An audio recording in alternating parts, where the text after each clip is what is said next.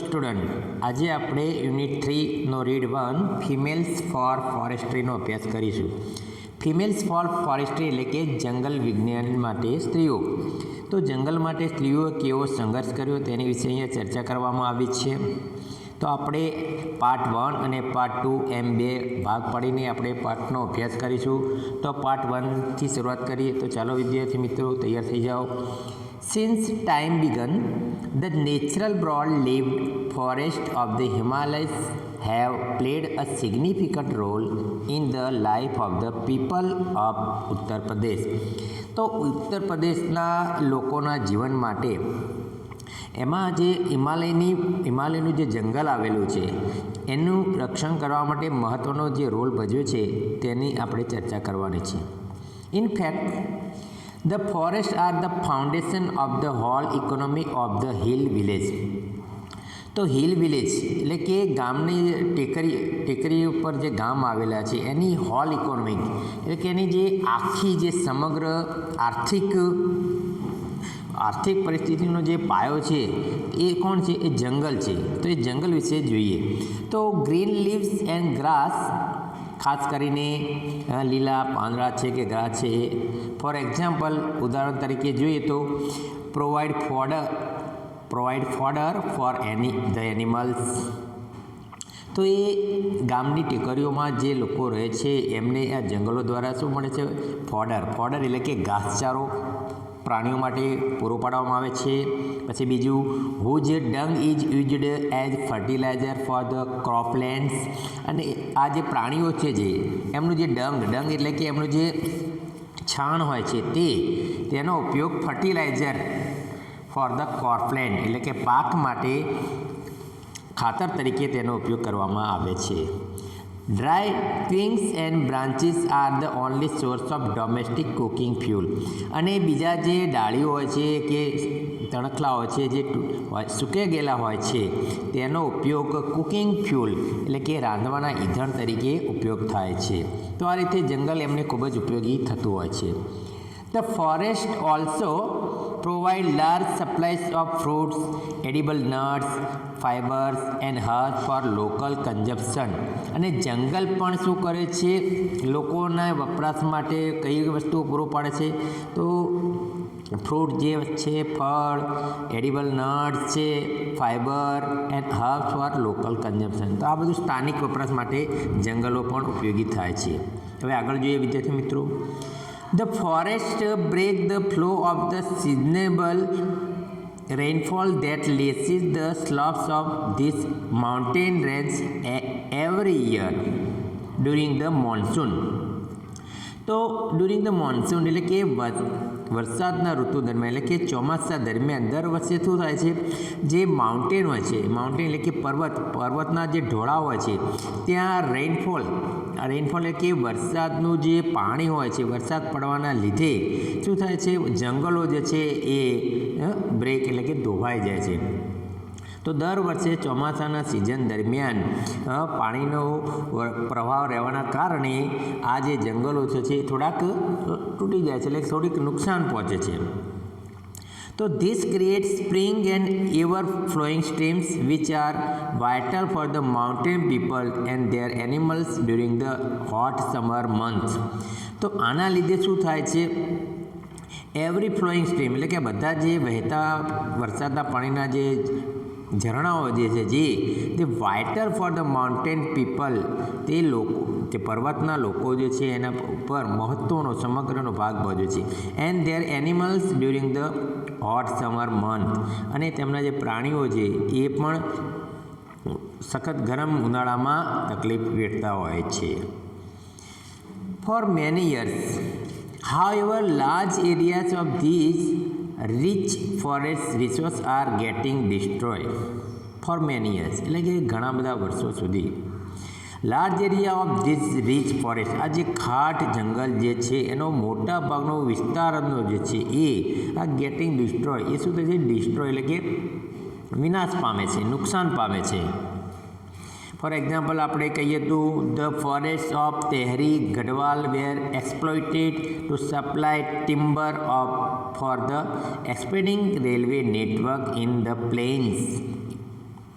Four example એટલે કે ઉદાહરણ તરીકે જોઈએ તો આપણે તેહરી ગઢવાલના જે જંગલો જે છે એ exploited to supply timber for expanding railway નેટવર્કની માટે જે ટિમ્બર એટલે કે જે લાકડું વપરાય છે તેનું પણ એ શોષણ થાય છે, એક્સપ્લોઇટેશનનું નુકસાન થાય છે. European in Mysore wanted cultivation of new food crops like potatoes. હવે યુરોપિયન ઇન મસૂરી તો એ મસૂરીમાં જે યુરોપિયન લોકો છે એ શું ઈચ્છતા હતા? Cultivation of new food crops like potatoes, પછી leading large scale cleaning of mixed oak forest. તો એ પોટેટોઝ એટલે કે બટાકાનો પાક વાવવા માગતા હતા કે and instead large scale during of mix oak forest. Oak forest એટલે કે ઓક એ વિદેશી વૃક્ષ છે તો એની સાથે મિક્સ પોટેટોને પણ આ લોકો વાવવા માગતા હતા. There was clearly a contradiction between the village people's basic needs and the requirement of the state to earn money. તો આ વખતે શું થાય છે? તે જે clearly contradiction between the village peoples. તો ગામના લોકોના વચ્ચે આના વચ્ચે કેટલું કોન્ટ્રેડિક્શન એટલે કે વિવાદ ઊભો થાય છે. તો એમને જે નીડ્સ એટલે એમની જે જરૂરિયાત છે and the requirement of the state to earn money, અને સ્ટેટ એટલે કે રાજ્યની રિક્વાયરમેન્ટ એવી છે કે તે પૈસા કમાવાનો એમની ઈચ્છા છે. તો આ બંને વચ્ચે શું તો લોકો અને સરકાર બંને વચ્ચે વિવાદ ઊભો થાય છે. તો ઇન 1930માં આપણે વાત કરીએ તો the people of Tehri Garhwal began a non cooperation movement called satyagraha.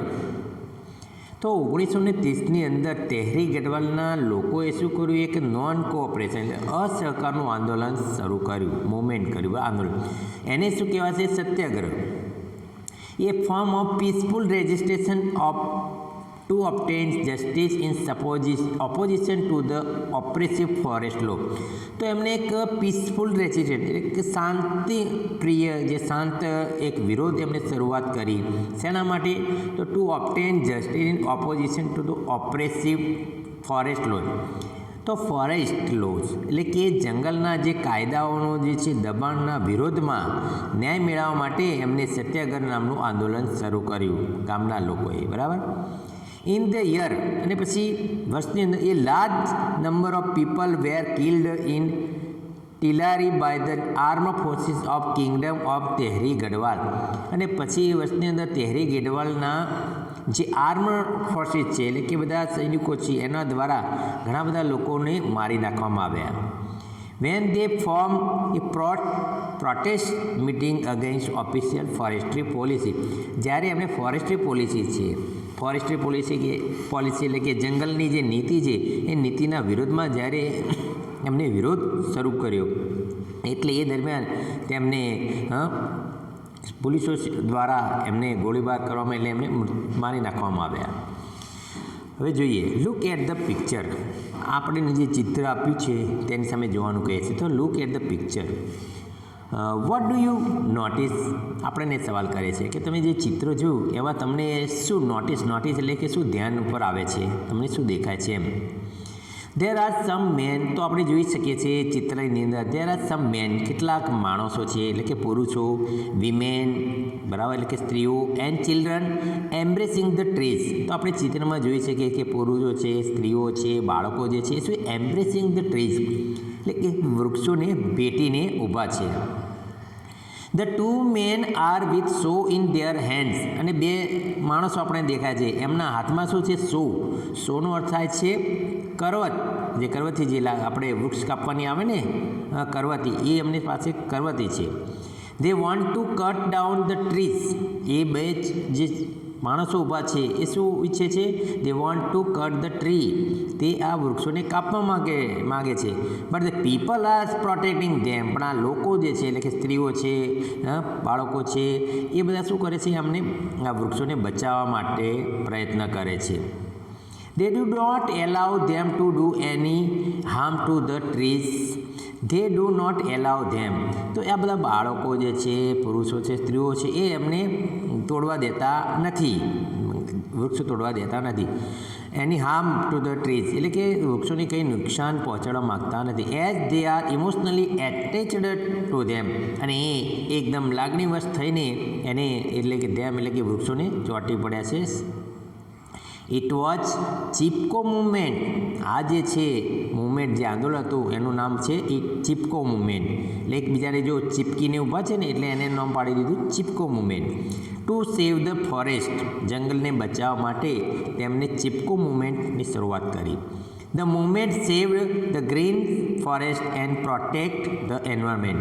તો આ મુવમેન્ટ એટલે કે જે આંદોલન હતું એ શેના માટે સેવ ધ ગ્રીન ફોરેસ્ટ લીલું જંગલ જે છે અને એન્વાયરમેન્ટને બચાવવા માટે થઈને એમને ચિપકો મુવમેન્ટનું આંદોલન શરૂઆત કરી હતી. The post independence Chipko હગ A trees જો ઇંગ્લિશમાં આપે છે હગ એ ટ્રી એટલે કે વૃક્ષને ચોંટી જવું એમ. Movement has grown out of the satyagraha movement. આ જે ચિપકો મુવમેન્ટ હતું એ કેવી રીતે બહાર આવ્યું તો સત્યાગ્રહ મુવમેન્ટ તરીકે બહાર. In which village people have actually put there bodies around trees to stop them from Bing fail. તો એમાં આપણે જોઈ શક્યા છે લોકો જે છે એ તેમનું શરીર છે જે આખું ઢાંકી દે છે વૃક્ષોને બચાવવા માટે થઈને. This grassroots struggle against commercial cutting of the Himalaya forest of Uttar Pradesh has forced the state government to rethink its strategy.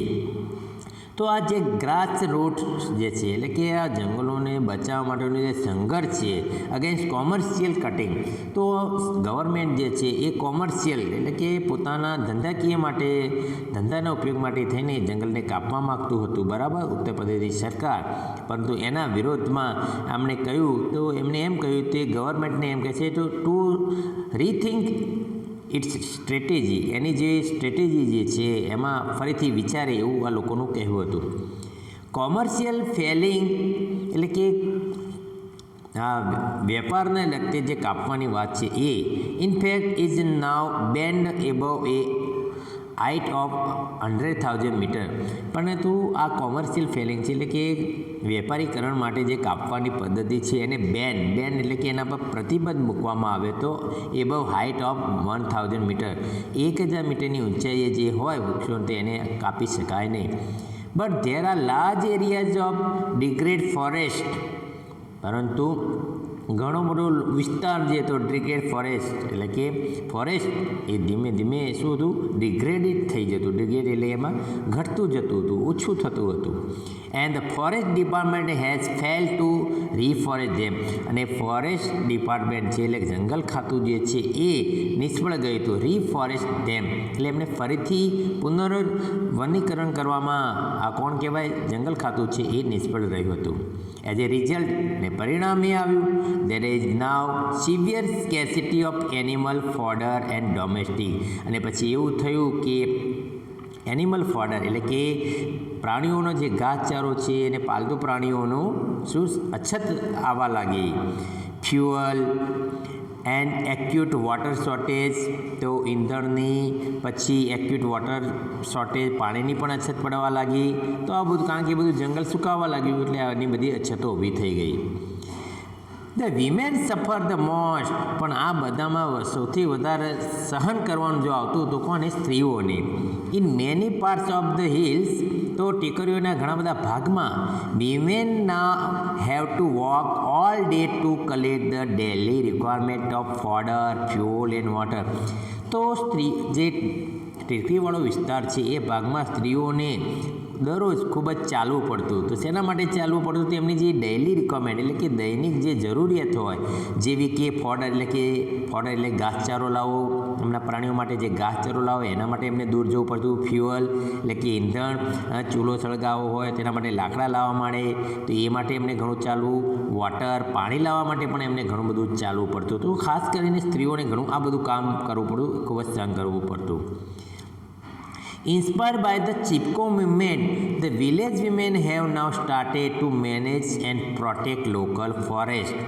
તો inspired by the Chipko movement, તો ચિપકો મુવમેન્ટથી પ્રેરણા પામીને આજે ધ વિલેજ વિમેન છે એટલે ગામની જે સ્ત્રીઓ છે એમને એ શું કહે have now started to manage, એમને મેનેજ કરવાનું વિચાર્યું એન્ડ પ્રોટેક્ટ લોકલ ફોરેસ્ટ, જે આપણું સ્થાનિક જંગલ છે એને કેવી રીતે બચાવવું એ ટુ એન્શ્યોર ધેર રીજનરેશન, એમનું જે રીજનરેશન એટલે આવતું જે પેઢીને ખાતરી આપવા માટે થઈને એમણે જંગલને મેનેજ કરવાનું શીખ્યું અને એનું રક્ષણ કેવી રીતે કરવું એ માટે એમણે પગલાં ભર્યા. Under the leadership of Shri Sunder Bahuguna and Shri Chandni Prasad of Tehri Gadwal district in Uttarakhand.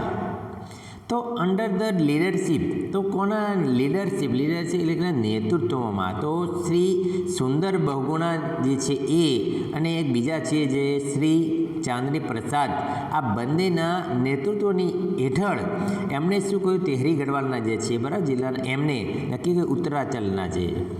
Tree lovers came forward to save the deodar forest that lies on the slopes of the Himalayas.